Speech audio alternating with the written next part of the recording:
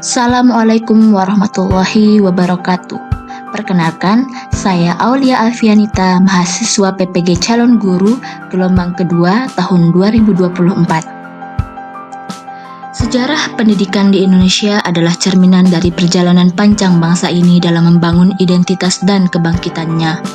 Pendidikan menjadi salah satu pilar penting dalam membentuk generasi yang mampu menghadapi tantangan zaman. Namun, perjalanan pendidikan kita tidaklah mudah.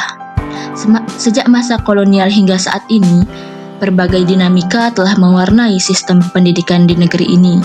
Untuk memahami bagaimana pendidikan di Indonesia berkembang hingga seperti sekarang, mari kita memahami bagaimana perjalanan panjang pendidikan di Indonesia mulai dari masa-masa sebelum kemerdekaan hingga perkembangan dan transformasi yang telah berlangsung hingga saat ini.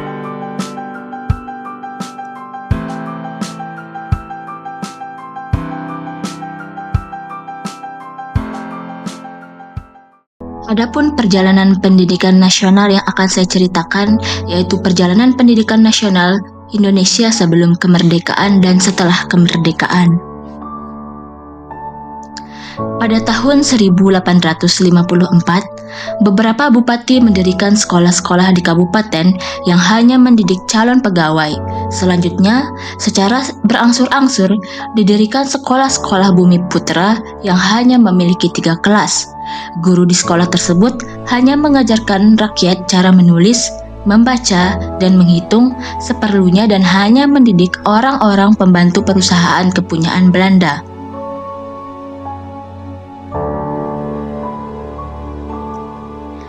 Selanjutnya, pada tahun 1913 didirikan Sekolah Kartini di Semarang.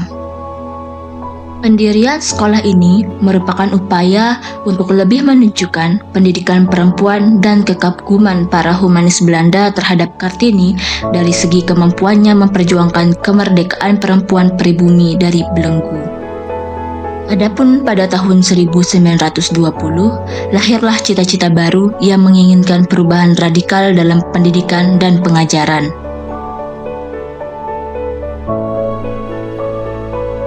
Selanjutnya, pada tahun 1922, lahirlah Taman Siswa di Yogyakarta yang didirikan oleh Ki Hajar Dewantara yang dianggap sebagai sebuah gerbang emas kemerdekaan dan kebebasan kebudayaan bangsa. Ki Hajar Dewantara merupakan tokoh yang mempunyai pengaruh besar dalam pendidikan Indonesia. Sementara itu, perjalanan pendidikan di Indonesia setelah kemerdekaan tidak lepas dari perubahan kurikulum pendidikan.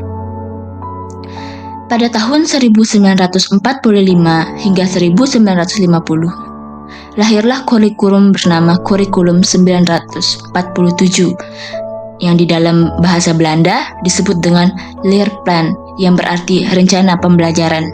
Kemudian pada tahun 1952 dilakukan perbaikan kurikulum yang kemudian dikenal dengan Kurikulum 1952. Selanjutnya, tahun 1964 kurikulum mengalami penyempurnaan lagi. Kemudian pada tahun 1966 hingga 1998 terjadi banyak perubahan pada kurikulum. Di antaranya yaitu Kurikulum 1968 yang lebih menekankan upaya untuk membentuk manusia Pancasila sejati, kuat, sehat jasmani, dan mempertinggi kecerdasan dan keterampilan jasmani, moral, budi pekerti, dan keyakinan beragama. Adapun Kurikulum 1975 menekankan pada pembelajaran yang efektif dan efisien. Kemudian Kurikulum 1984 lebih menekankan pada proses skill approach.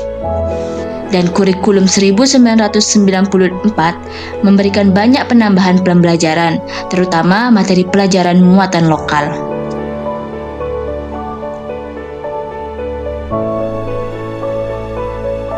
Pada tahun 1998 hingga 2006, terdapat Kurikulum 2004, yaitu kurikulum berbasis kompetensi atau dikenal dengan KBK. Kemudian, Pada tahun 2006, lahirlah kurikulum tingkat satuan pendidikan yang sedikit berbeda dari kurikulum 2004. Dan pada tahun 2013, terdapat kurikulum pengganti KTSP 2006, yaitu kurikulum 2013 yang menekankan pengembangan keterampilan dan kemampuan siswa, bukan hanya pada penguasaan pengetahuan saja.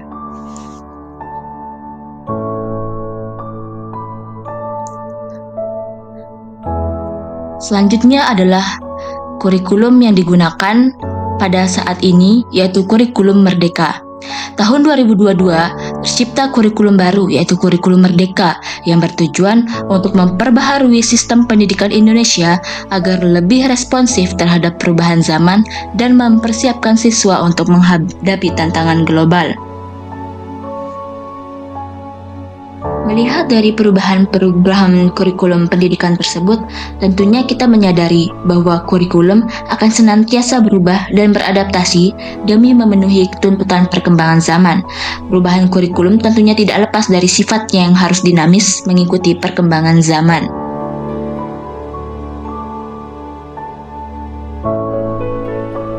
Adapun perjalanan pendidikan Indonesia tidak terlepas dari usaha dan kerja keras dari tokoh-tokoh pendidikan. Salah satunya adalah Ki Hajar Dewantara yang dijuluki sebagai Bapak Pendidikan Indonesia. Semasa hidupnya, beliau selalu mencurahkan pemikirannya untuk memajukan pendidikan Indonesia. Beberapa pemikiran tentang pendidikan beliau sampaikan dalam pidatonya pada saat mendapatkan anugerah gelar honoris causa oleh Universitas Gadjah Mada pada tanggal 7 November 1956, di mana beliau menyampaikan bahwa jangan sampai pendidikan di Indonesia hanya meniru sistem pendidikan dan pengajaran yang sepi pengaruh kebudayaan, seperti yang kita alami di zaman Belanda. Bangsa Indonesia bisa meniru sesuatu hal yang baik dari negara lain, namun hal tersebut harus dapat memperkaya kebudayaan nasional kita. Di sisi lain, rakyat Indonesia harus berani, sanggup, dan mampu untuk mewujudkan bentuk sendiri, isi sendiri, dan irama sendiri sebagai bangsa yang layak masuk dalam pergaulan dunia internasional dan memiliki kepribadian budaya sendiri. Rakyat jangan hanya meniru kebudayaan luar, tetapi diselaraskan lebih dahulu. Berdasarkan pemikiran Ki Hajar Dewantara, kita dapat menyimpulkan bahwa dalam dunia pendidikan tidak masalah kita mempelajari suatu hal baru dari luar, namun hal tersebut haruslah tidak menyimpang dari tradisi dan kebudayaan di Indonesia, dan dalam dunia pendidikan haruslah tetap diisi oleh unsur-unsur kebudayaan Indonesia.